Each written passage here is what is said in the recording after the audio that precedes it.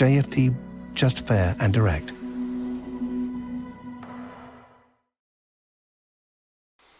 Okay, hello and good morning everyone. Welcome to JFD Traders Espresso with me, Darius Anucauskas. Today is the 1st of July 2021, guys. So yep, welcome everyone. Welcome to the second month of summer. And yep, of course, this first trading day of July. So now then, guys, before we go further and jump into the charts, quickly let's have a read through our risk disclaimers. So yep, the content we produce does not constitute investment advice or investment recommendation, should not be considered as such, and does not in any way constitute an invitation to acquire any financial instrument or product. As always, I'll give you a few seconds to read the rest and we can continue.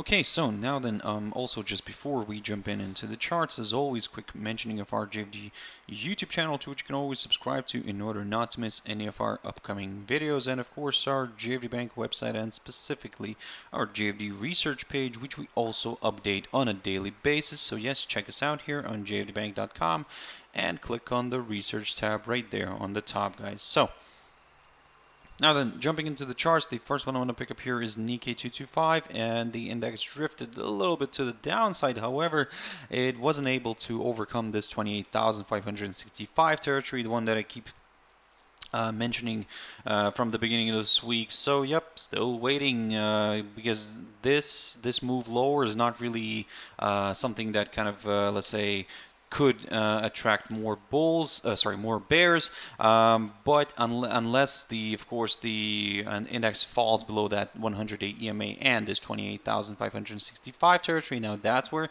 it could become a little bit more interesting for the sellers. So keep that in mind, and let's wait for that move. Now, of course, the index is already closed, but on Fridays, during the Fridays session, it will be interesting to see if we can actually drop below that. So let's keep an eye on it. If it doesn't drop, then well, we'll continue remaining neutral here. And for me to get comfortable with the upside, I need to see a nice good push above this downside line and above this 29,519 territory. So let's keep an eye on that one. Now jumping into Hong Kong's Hang Seng Index, and yeah, this one is drifting to the downside, a little bit more, a little stronger, more stronger than Nikkei, and the most important, we have dropped back below this 29,000 territory. Now, if you remember previously, when I looked at the Hong Kong's Hang Seng Index, I said that we're currently stuck in this little rising channel pattern, which has been in play from around the mid-March. So we traveled to the upside here this week, failed to reach the upper side of the rising channel, and started drifting back down. However, if the index continues to balance somewhere above that 21-day EMA, then maybe, just maybe, we could see that reversal back up again. So let's not exclude the upside scenario yet. However, if the index starts falling somewhere below this territory, or actually let me just adjust this very quickly, somewhere below this little territory right here, below the 28,590 territory. So let me just remove this. Yep, so the 28,590, if it falls somewhere below that, this would also place the price below the 100-day EMA, and potentially more sellers could join in here and drive the index towards the lower side of the rising channel. So let's keep an eye on that one, guys. the German index, DAX, and yeah, the index reversed nicely to the downside yesterday, and you can see that it ended up dropping just slightly above 1%, and yep, it most importantly that we stayed below the 21-day EMA. However, we managed to remain above this upside line taken from the low the 26th of February. So there's in a way still a chance for the buyers to step in there. If we take a look at the cash index, let's just bear with me one moment, where we're currently trading at right now, pre-market, we'll see that yes, we are trading at around 15,590 territory. So basically, we managed to recover, we managed to rebound from that upside line, and we're now still above that upside line. So there is still a chance for the bulls again to drive this one higher. However, let me just reevaluate some of these levels here. Now, previously I looked at this 15,676 territory, but now we can get rid of that. What I'm going to stick to for now is probably the current highest point of this week, near the 15,753 territory, just to be a little bit more on the safe side. If we clear that one, if we get back above that one, then yes, it may open the door towards the current all-time high near the 15,802 territory.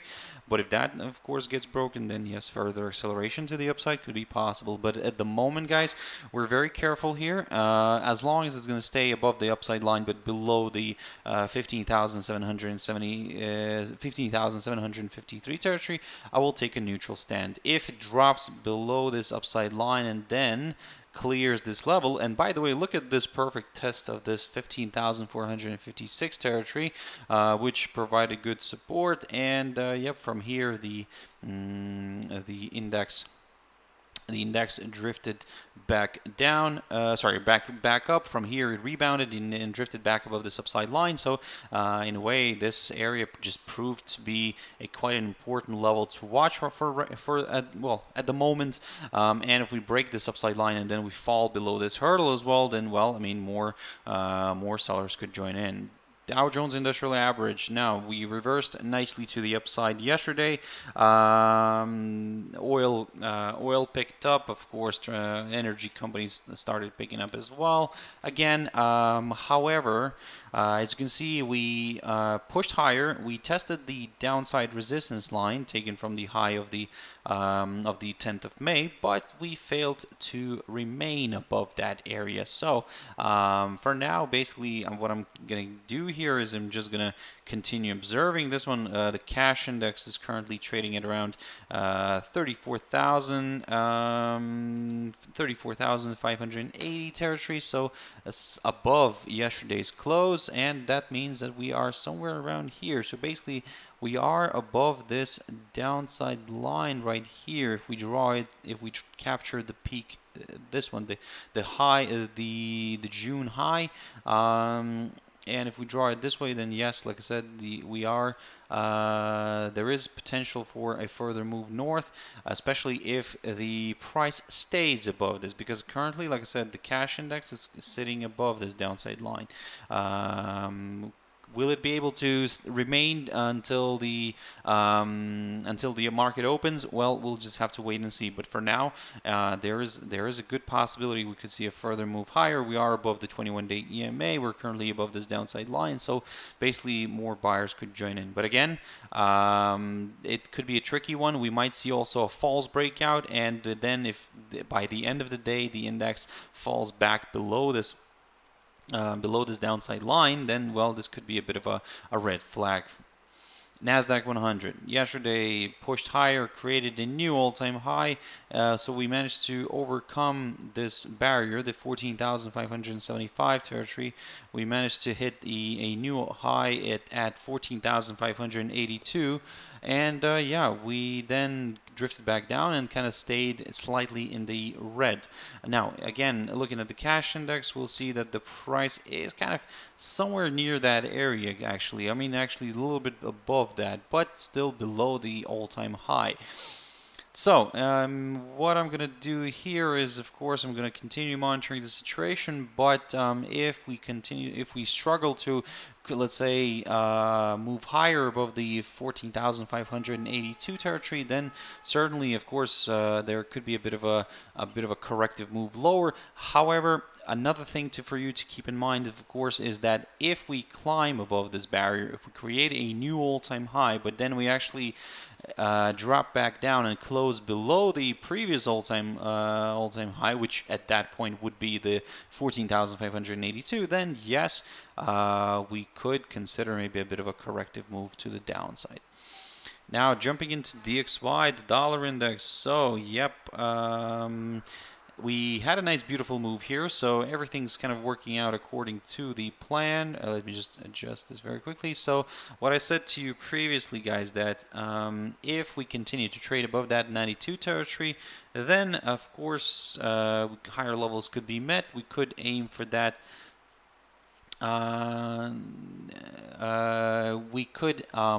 We could aim for that level here, the 92.33, which, as you can see, we managed to reach perfectly. And now my next target, given that we've cleared that barrier, my next target is this downside resistance line taken from the high of the 25th of September of 2020, guys. So for now, long story short, I am aiming for the upside, but I'm going to be very careful near this downside line. Now, WTI oil, so actually silver, let's jump into silver. Well, actually that doesn't matter, but WTI oil. WTI oil managed to rebound again and managed to continue to trade above that area, above that upside support line taken from the low of the 27th of May. So in a way, everything's looking quite positive here. So that means that we could continue pushing higher. However, if you're a little bit more on the skeptical side and you're a little bit cautious, then what you can do here is keep your eyes on the current highest point, or actually not the current already, but the highest point of June, near the 74.42 territory. And then, yes, of course, if that gets cleared, my next target is the 76.8890 zone, and that's marked by the highest point of 2018, guys. So a lot of interesting levels here. For now, what we can do is keep our eyes on the barrier here, the 74.42 zone. If that gets cleared, yes, higher levels could be met, because that would confirm a forthcoming higher high. Now, jumping into silver very quickly. So silver, yes, it's a bit of a roller coaster, has been in a roller coaster in the past couple of days. So, yep, initially we saw on Tuesday a nice decline here, but then and then yesterday we saw a reversal. As you can see, this is one of those situations when I keep saying that wait for the daily candle to end, because what I said previously, that even if we break out through this triangle pattern, and if we break out to the downside here, still a confirmation break would be needed here through this 25.71 zone, and in addition to that, a daily candle staying below that could strengthen the downside scenario. However, we only got a false breakout. Yesterday we didn't even drop below that level again, and instead we reversed back up, and now we're breaking the upper side of the former triangle here, so which actually we can get rid of here. I mean, we can now just focus on this little downside line. However, guys, but don't get me wrong, I mean, this doesn't mean that from here we're just going to be just up and away, but no, for now I'm just going to aim for that 100-day EMA, then the 21-day EMA. But if those get clear, then my next target is here near the 26.73 territory, around this upside support line taken from the low. And let me just adjust this very quickly. Taken from the low of the 18th of March of 2020, guys. So again, for now, everything seems to be a little bit more on the positive side. However, if the dollar continues to strengthen, then maybe we could see silver actually drifting back down. Now, Ethereum, very quickly, Ethereum here. So, to be honest, again, I'm not going to spend too much time on this one because the idea is still the same. We need to see that nice, good, strong move above that 2258 level here. So 2258, 59 territory, somewhere around here. But as we can see, probably this is where we'll have to adjust our level a little bit here, because as we can see, this is where it found good resistance, and that was the 2275-76 area. So this is where the rate found its resistance. Okay, so this is even better. So let's focus on this high of the 20th of June. That's where it found resistance yesterday and continues to find resistance today as well. So if we clear that level, then yes, my next target is this downside line taken from the high of the 20th of May. Litecoin, still below this downside line.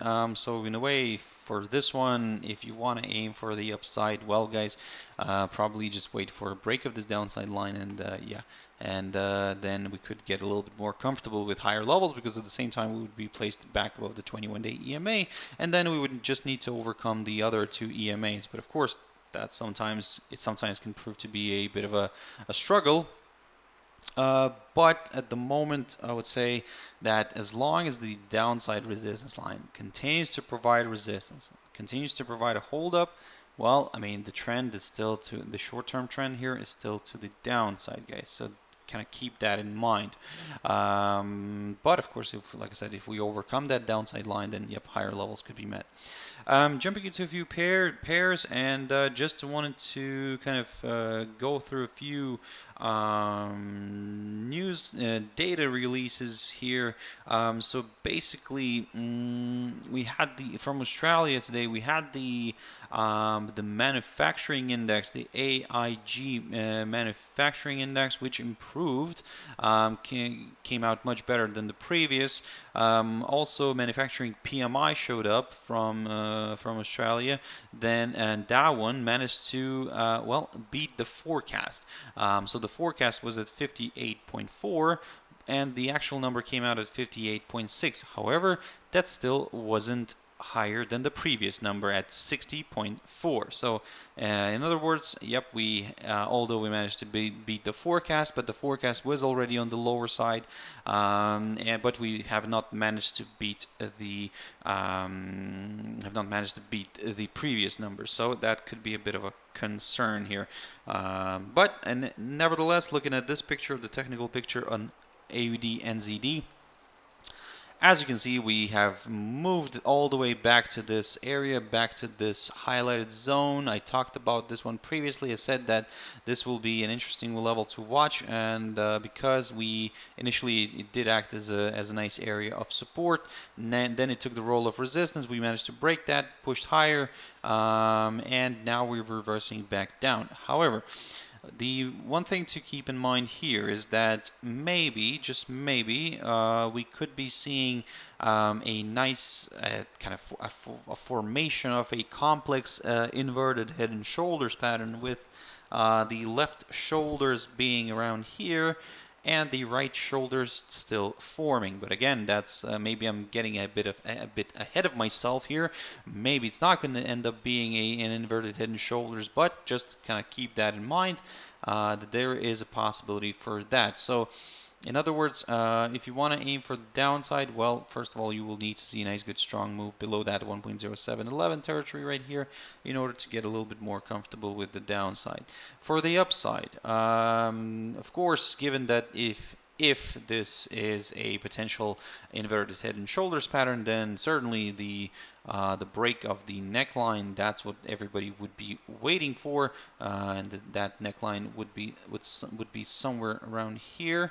And if we clear this one, then higher levels could be met. But at the moment, guys, I would say that keep your eyes on the 21-day EMA and the 100-day EMA right here. If we push above that, and if we then clear the current highest point of this week near the 1.0766, then yes, we could go for some higher levels. Now jumping into AUDUSD, so this one is an interesting one as well. So kind of worked out partially the idea here that I talked about. What I said that we might see a bit of a correction here to the upside, but if it struggles to overcome the 21-day EMA and the 100-day EMA, then yep, another slide could be possible. And now we're seeing that slide. But now what I'm going to do here is certainly I'm going to keep an eye on the lowest point of June near the 0.7477 mark, and if that gets broken and we see the daily candle staying below that, then certainly, yep, lower levels could be met, guys. So keep that in mind. And in terms of lower levels, aiming for lower levels, then yes, my next target would be around somewhere around here. Somewhere near this 0.7341 territory.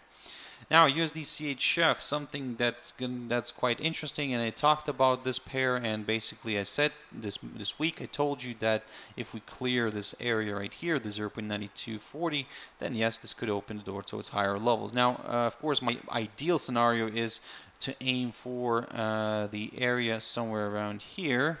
Actually, let me just adjust this highest point of March. No, actually, this is not the highest point. The highest point of April. There we go. The 0.9473. That's what I'm going to be aiming for, ideally, in the ideal scenario. But let's not forget that basically we could see a bit of a maybe corrective move here, or actually maybe a slight hold up somewhere near this 0.936970 territory right here, because it marks the high of the 8th of March and the inside swing low the 29th of March. So keep that in mind, guys. But at the moment, I would say that yes, if it continues to trade above that hurdle, above this area, this 0.9240 zone, then yes, higher levels could be met. A USDJPY, so it also managed to push nicely to the upside, managed to break and stay above that 110.97 territory, so that's great news. And yeah, now I'm just gonna aim higher, and my next target is the 111.72 zone, marked by the high of the 24th of March. Yep, that's correct, the 24th of March of 2020. For the downside, well, pretty straightforward. A break of the downside line, and maybe also a drop below this hurdle. Actually, depending on how this is going to shape up, maybe this level here, the low of this week, the current low of this week, near the 110.42, could actually also act as a nice area for examining the downside. A break of which, yep, could open the door to its lower levels. GBP/USD also drifting lower and continuing to trade below this downside resistance line, taken from the high of the 16th of June. And if we clear this area right here, then we'll confirm a forthcoming lower low, and our next target will be this upside support line, taken from the low of the 18th of May of 2020. Now, euro against the Turkish lira. Now, this one's an interesting one. I do like to look at these pairs, and yeah, we found resistance near the 10.4586 territory here, or we can round up here, 10.46 zone. We found resistance there, and yep, then we started drifting back down and fell below the this upside support line and below the 21-day EMA. For now, I mean, everything's leaning a little bit more towards the downside, guys, but I would prefer to wait for a drop below that 10.25-24 zone right here in order to get a little bit more comfortable with the downside.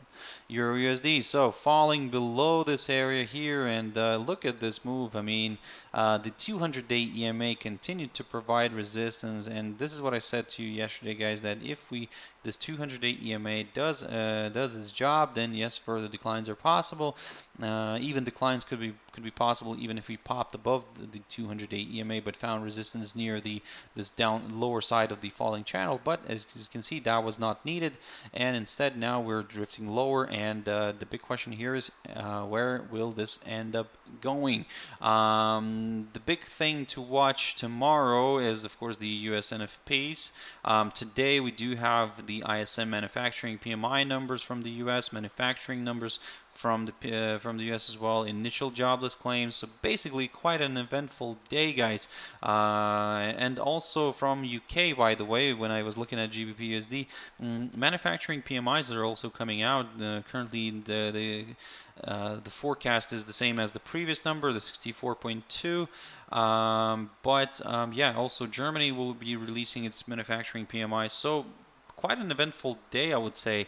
In a couple of minutes, we'll get the Swiss CPI figures, so inflation figures, and that might have its effect on USDCHF. So just bear with me. I mean, keep an eye on that.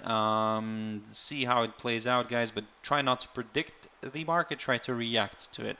If we let's see how it performs. But at the moment, guys, everything's kind of leaning towards the upside on here on the USDCHF. So let's see how that's going to play out. So, guys, I'll have to wrap it up here. Thank you very much for watching and listening. I really appreciate your time, guys. You're joining in here and watching this one till the end. So, yep, thank you very much for that. I hope you have a fantastic trading day. Stay safe, have your stop loss in place, and join me tomorrow morning, as always, at my Traders Espresso. That's 6 o'clock GMT time. Thank you very much, and bye-bye.